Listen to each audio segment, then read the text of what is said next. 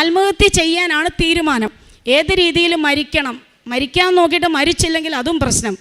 അതുകൊണ്ട് പെട്ടെന്ന് മരിക്കുന്ന ഒരു വഴി തിരഞ്ഞെടുക്കാൻ വേണ്ടി രാവിലെ ഞാൻ നിത്യാരാധന ചാപ്പലിൽ പോയിരിക്കും. പ്രാർത്ഥിക്കുന്നൊന്നുമില്ല, കുറേ ആൾക്കാർ വന്നു പോകും, കുറച്ച് ഉറങ്ങും. 3-ാം ദിവസം ഇട്ട ഡ്രസ്സ്, നമ്മൾ സ്ത്രീകൾക്കറിയാം ഒരു ദിവസം ഡ്രസ്സ് മാറിയില്ലെങ്കിൽ നമ്മുടെ ഒരു അവസ്ഥ. പക്ഷെ ഞാൻ അതിനെക്കുറിച്ചൊരു ബോധവതിയല്ല. ഞാൻ വിചാരിച്ചു മാവേലി എക്സ്പ്രസ് വരും, അതിനു മുമ്പിൽ ചാടിയാൽ വേദന അറിയാതെ ഒരു സെക്കൻഡ് കൊണ്ട് തീരും.